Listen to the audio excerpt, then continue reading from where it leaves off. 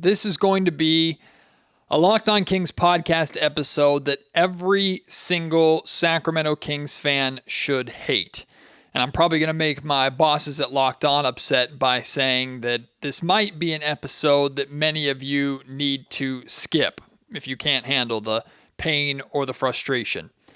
Tyrese Haliburton is headed to the NBA Finals. One last time we reflect on the Kings and Pacers Tyrese Haliburton for Domantas Sabonis trade right here on Locked On Kings.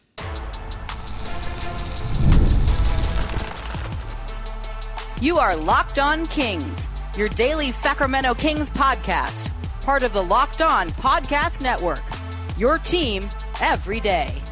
And now, ladies and gentlemen, it is that time for another episode of Locked On Kings.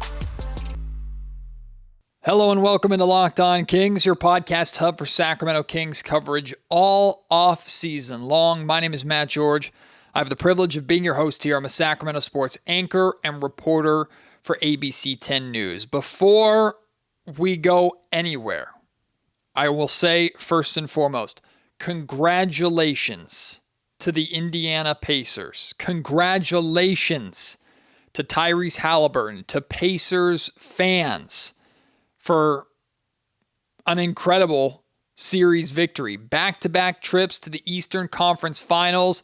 They said last year was a fluke because of the injured teams that the Pacers were fortunate enough to play. Well, this year, it's legit.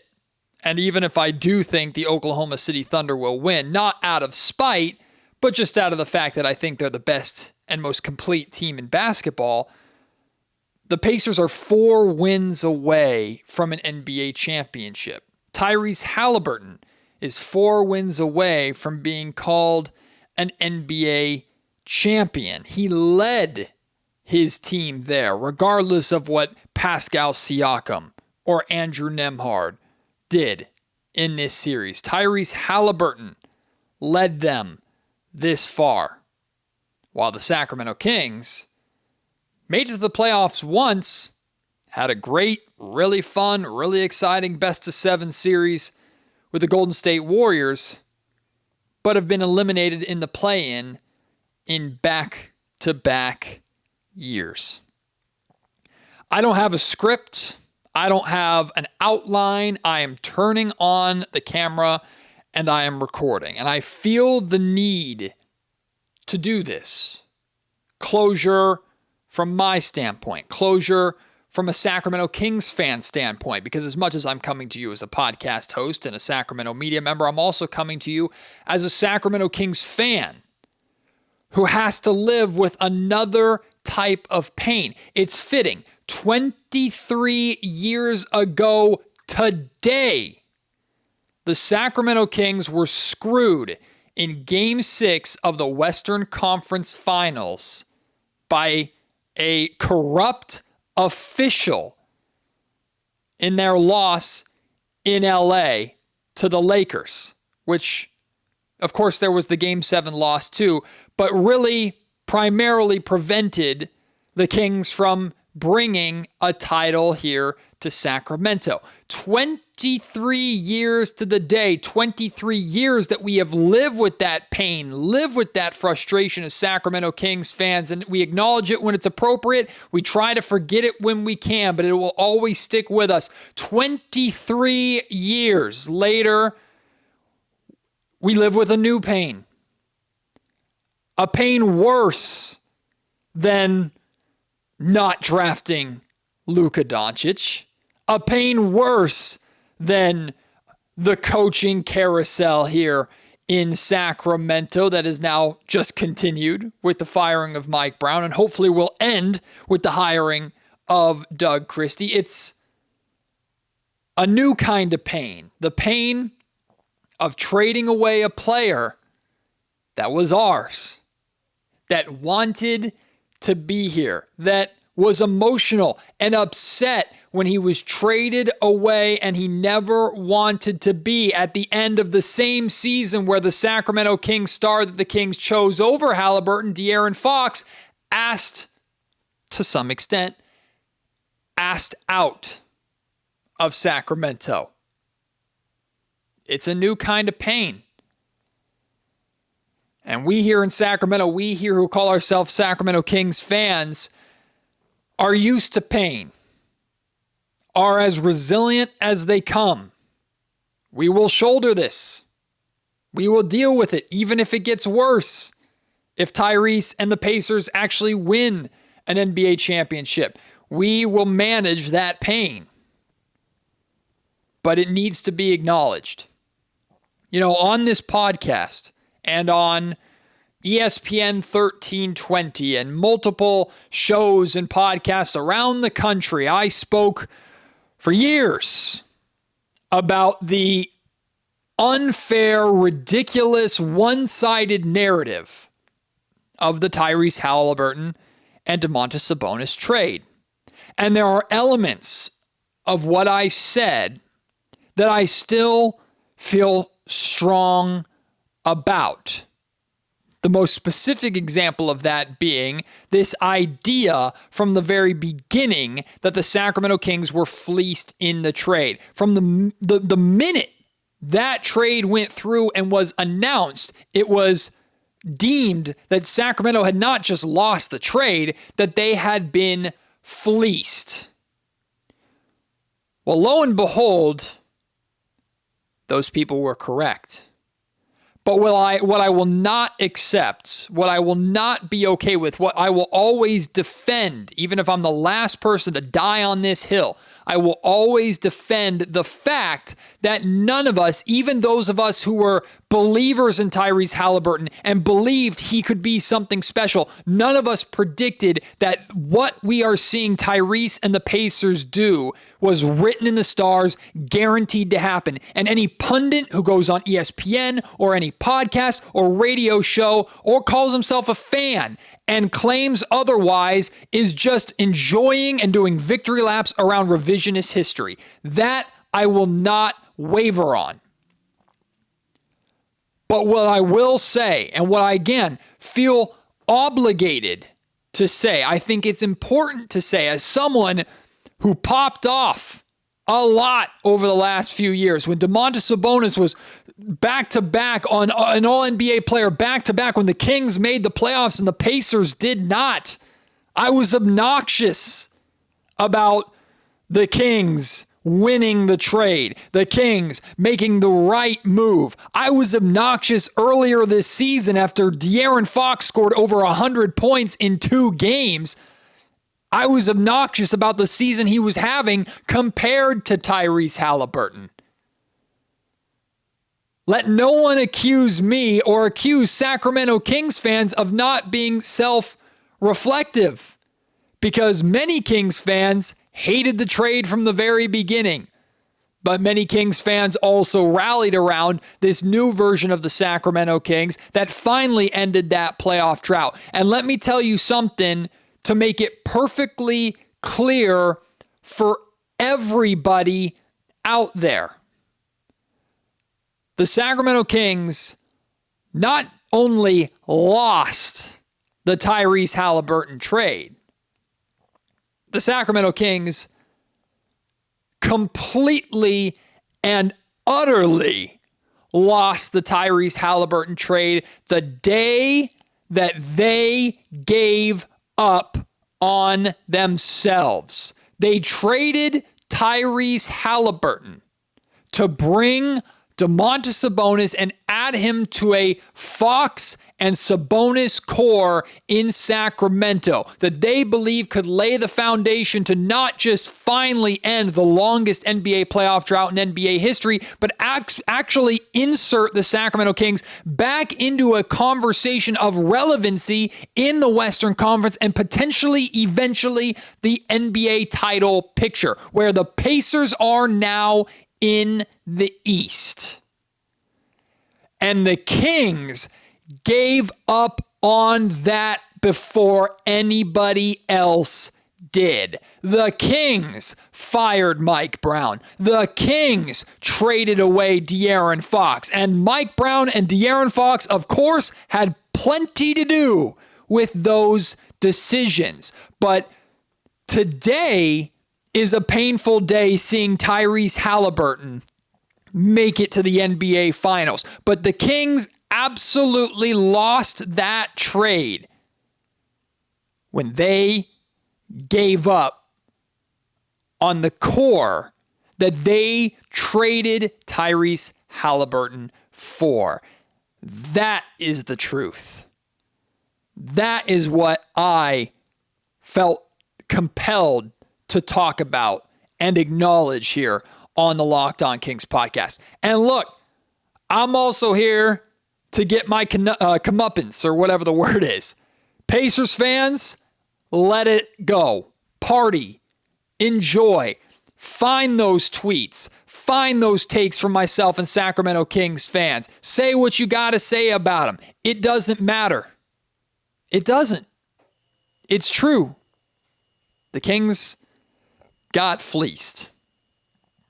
And Tyrese Haliburton is not only headed to the NBA Finals, is not only 100% the star of the finals-bound Pacers. Tyrese Haliburton has firmly inserted himself in the conversation of the next generation of faces and stars in the NBA that will carry the torch once LeBron James, Steph Curry, Kevin Durant, and that generation finally move on. That is who the Sacramento Kings traded. A new pain for Kings fans to live with. So what can we do as Kings fans? What can the Sacramento Kings do? Kind of what they are doing. We'll continue the conversation there in just a second. This painful episode of the Locked On Kings podcast is made at least a little bit better by a great sponsor here of Locked On. I'm talking about DoorDash. NBA fans, you know what time it is. Playoff season in full swing. The NBA Finals are just days away now.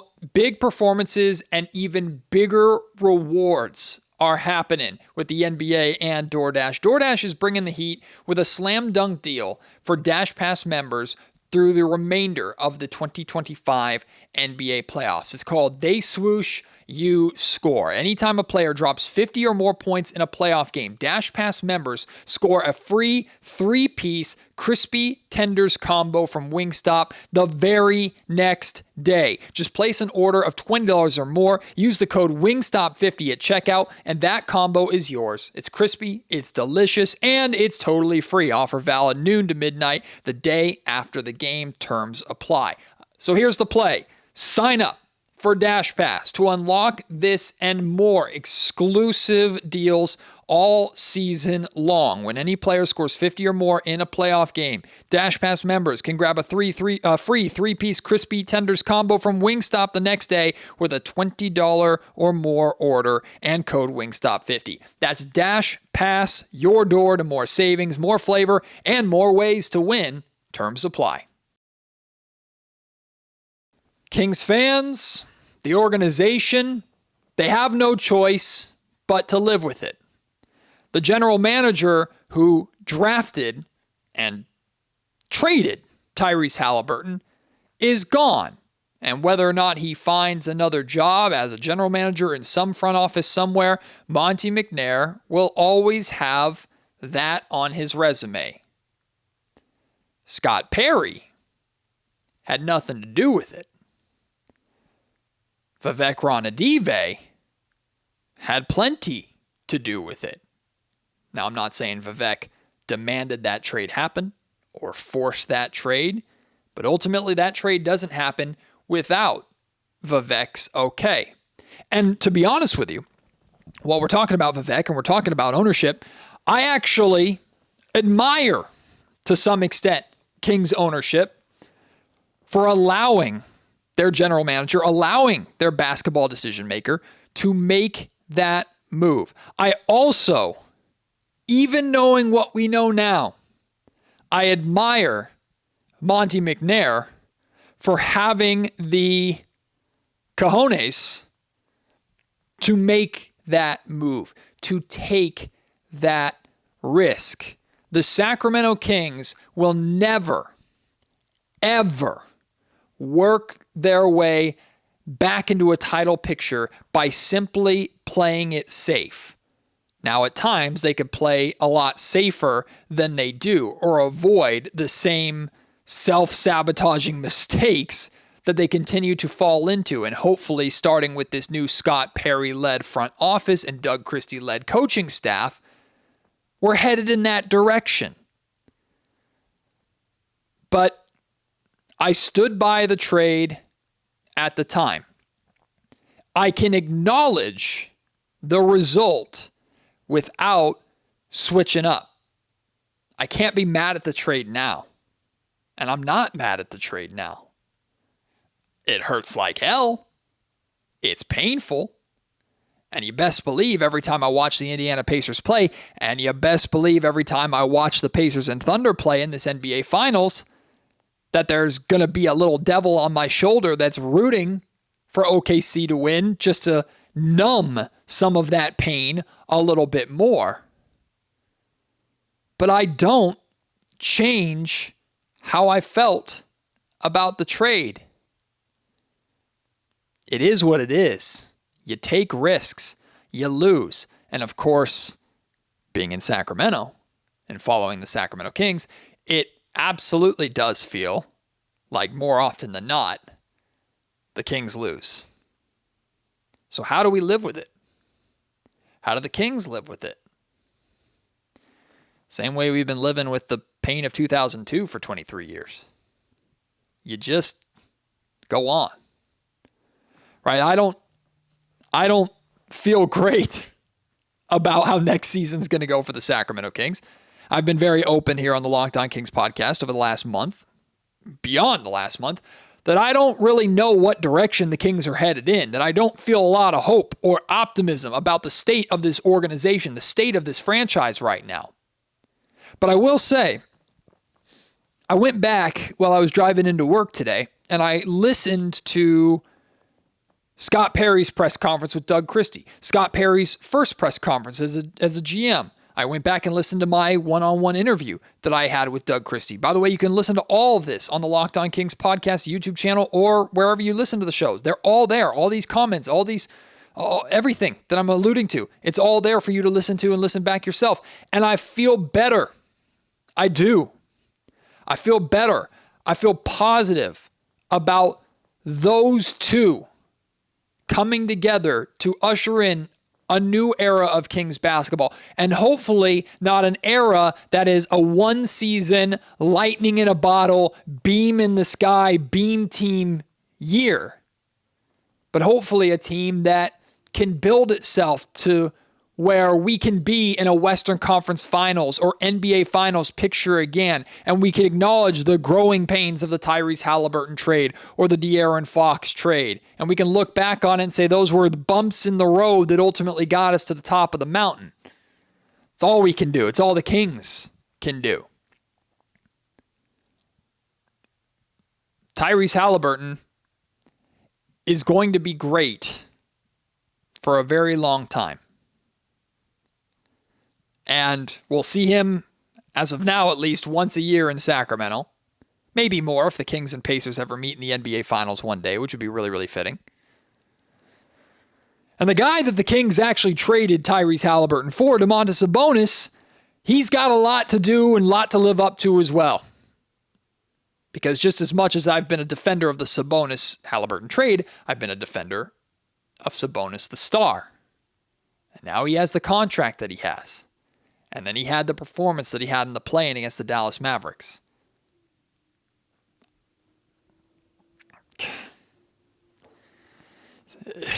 It sucks. Laugh through the pain, right? I want to hear from you.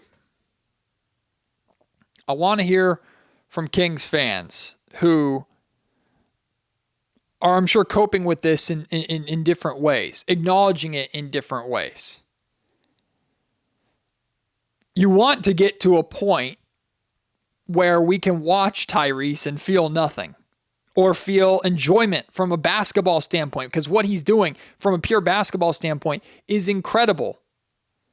I know New York Knicks fans are hurting right now from losing in the Eastern Conference Finals. I would argue Kings fans are feeling it worse. Especially on the 23-year anniversary of 2002, Game 6, Western Conference Finals. By the way, it's like 6 or 7 years ago, maybe a little less than that. During the offseason, I put together a 3-part audio documentary about that 2002 year. Part 1 dealing with the entire regular season in which the Kings were the number 1 team in the NBA. Part 2 being the first 2 rounds of the playoffs that got the Kings to the Western Conference Finals. And then Part 3 being the actual Western Conference Finals themselves. I put in a ton of work into this audio documentary, some of the best work that I've ever done. And I'm proud to revisit it and listen to it, even if it sucks, even if it's painful. Every offseason, I go back and I listen to it, and I try and push it and encourage Kings fans to go back and listen to it. Doug Christie is a part of it. Spoke to him about it. He's all over that. Bobby Jackson is a part of it. Spoke to him about it. Former Kings broadcasters, Kings fans, media members. There's a ton of people that were involved in that project. It's called 2002. You can find it. Again, if you're watching Locked on Kings on YouTube, you can find it. If you're listening, wherever you're listening to the podcast, you have to scroll back a few thousand episodes, but you can find it, the audio version of the audio documentary. Maybe that'll help you move on from the pain of today. Maybe that'll help you just kill some time this offseason before we wait for Sacramento Kings basketball to return. I don't know, but I highly encourage you to go and listen to that audio documentary. And to be honest with you, like I in a weird way, I kind of apologize for this episode. I've been very open and honest about how important this podcast is to me and how wonderful this podcast has been to my career, but this podcast is also therapeutic. This podcast also provides an outlet for myself as a Kings fan, and I hope it's an outlet for many of you as Sacramento Kings fans to express ourselves, the joy, the frustration, the anger, the sadness, whatever it may be that we feel about this team, because we feel so passionately in this city about this team. So there was nothing better